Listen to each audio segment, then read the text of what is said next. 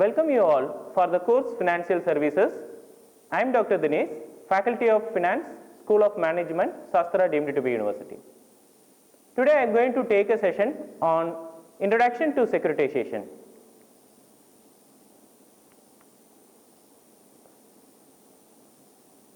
In this session, I am going to give an overview about securitization, introduction to securitization, and basic concepts of securitization. So let's start with the securitization, a glimpse. India is a trillion rupee market for the business of securitization. It is increased the business of securitization in the retail business about 123% compared to the previous year. The total volume of retail business for securitization is 1,90,000 crores. Compared to the previous year, it is 85,000 crores. In this particular slide, it is explained, the sources have been gathered from the CRISIL report. So just start with a simple example, secured mortgages. The concept where everyone understands the basic, if you are going to get a loan from the bank, if you are going to purchase a house, you are going to get the loan from the bank, you are approaching the bank, bank has sanctioned the loan based on the collateral submitted by you. So the loan disbursed by the bank to the households, for that the households or the customer is going to transfer his security as a collateral to the bank. This particular process everyone understands, it is secured mortgages. In this, if the bank is going to provide, the bank is going to offer the loan based on the available deposits, but the bank is extend its power, or other customer, if they are approaching, for example, A get the loan of 5 lakhs from the bank, for that the A is giving a security of his house as a collateral for getting the loan. B is also approaching a bank for getting another 5 lakhs for purchasing a house. The bank is not in the position to give the loan, hence the bank is going to use the existing collateral or secured mortgages, convert the secured mortgages as a security, and that will be issued in the capital market for further mobilization of funds. So this particular process we call it as a securitization. So the simple example, while we are getting a loan, we are transferring the title rights to the bank, for that the banks are offering you the loans. In that, the second one, understanding the process of securitization. So how the securitization process are started by the banks or the financial institutions.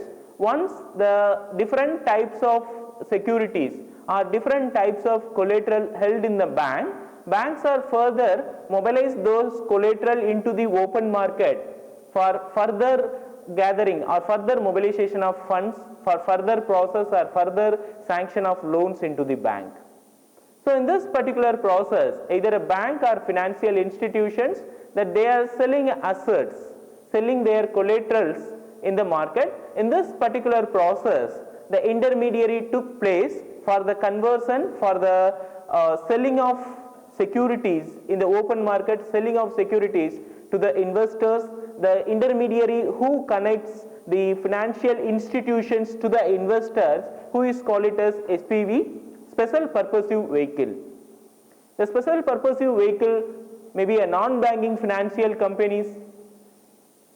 They mostly as a trust, widely accepted in the form of, in the legal form of trust.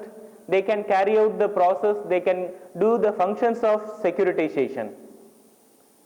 So in this particular process, whatever the securities received by the bank, the collateral received by the bank in a different forms of loan have been packed into a one, and that will be transferred to the special purposive vehicle. The special purposive vehicle reconstruct or decompose those pooled loans into the various securities which attract the investors.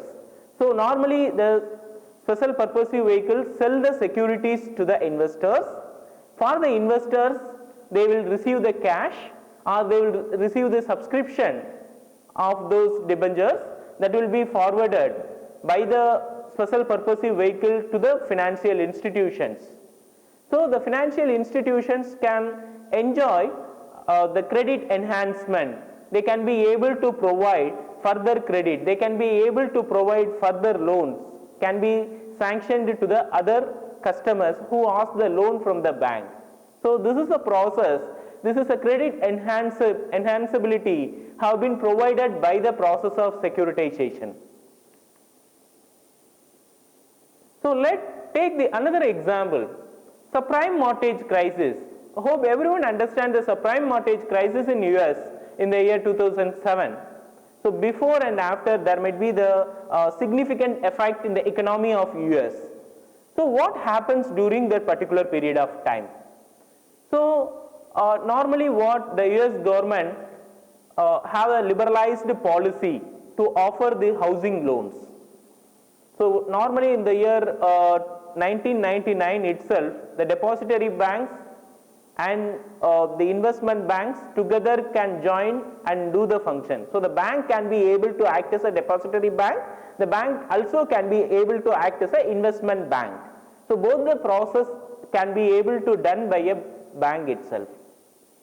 So in this particular liberalized economy, liberalized policy for offering the loans, there are a number of loans are to be provided to the customers, as well as they can be able to mobilize or they can be able to further enhancement of credit in the open market. So what the process? Normally the banks are collecting the deposit. The collected deposits are given in the form of housing loans in US. So further loans or further requirements of loans, the banks are taking the different collaterals or different securitized loans are to be converted in the form of securities that should be sold in the open market to the capital market for further mobilization of funds to the banks. So in this particular process, there is a huge demand for housing in US. So it will be increasing price, which we call it as a housing bubbles. Housing prices are increasing drastically in US. So everyone in the need of purchasing house in US, the banks even provide the loan to the lower income category, even for people who are not having a regular income, the banks are giving a loan to them. So with this particular period continues in 2005, in 2006 the prices are increasing. There is a kind of problem with the bank for recovering of loans. So what normally happens, they need to pay the principal and interest in the form of installment they are paying. They are not repaying properly the installments. So the banks take a lien to sell the property in the market. So normally it took the time to recover the value of asset. So once the property will be sold in the market, there are a kind of too much of supply in the market rather than the demand in the particular market for the housing. So it will significantly in the first quarter it is about reducing a 2% of housing prices in the market. In the second quarter it is about 15% reduced prices in the market. But what was happened in the third quarter in the year 2006, it is about surging of 75% of the value of the property will be decreased in the market. So say for example, if you have a property of 1 crore, now it is only worth of 25 lakhs in the market. So the loan holders, loan account holders not having a sufficient ability to recover the loan, to pay the loan, so they would like to sell the property, but there is a huge amount of loss to the banks and financial institutions. So normally the loan holders announced their bankruptcy.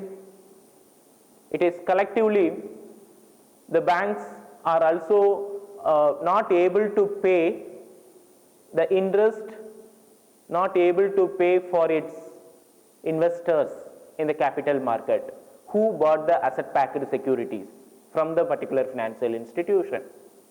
So in this particular process continues, the banks are selling its own assets, banks are selling its own reserves, converting the reserves into the for paying to its investors. With this particular process, the bank is not also in the position, good financial position. So the banks are also announcing their bankruptcy. So with this particular process, in this particular crisis, recession, we call it as a bubble burst, the losses of financial system in US. Entire financial system was collapsed in US, hence the bank is not in the position to recover the loan. What normally happen, the people who were not having sufficient income who bought the loan from the bank, or the people who have the lower income who bought the loan from the bank, not at all being affected by these consequences. Why? Because they simply announced their bankruptcy, so the bank is not be able to recover the entire value of loan from the market, and the people in the middle income category is much affected with this particular process. For example, if they got the loan, 1 crore loan, almost they have paid the down payment of 30 lakhs, down payment of 35 lakhs, but the prices of the house in the market which was reduced into the 25 lakhs, so it is a loss to the people who in the middle income category. The who in the higher income category, almost they have completed, almost they have paid the entire loan. It is not an issue to the entire financial system, to the banks and financial institution in US. But the problem may occur for the lower income category. So this particular lower income category and the people who may not have a sufficient income or a regular income, with this particular the income category people may adversely affect the consequences to the financial system in US. So that is what the biggest recession in US government during the period of 2007. So this also the example of securitization, how the loans are to be dispersed by the banks to its loan account holders. Not only the deposit as a source for distributing the loan, again the loan can be pledged and the loan can be converted into the collateral security, the loan can be sold into the open market for further mobilization of fund. This would be the further credit enhancement, further credit facility to the banks for offering the additional loans, but it sometimes may be the difficult to the bank for handling those issues with this particular subprime mortgage crisis as an example. So the subprime mortgage crisis, we have a prime mortgage and subprime mortgage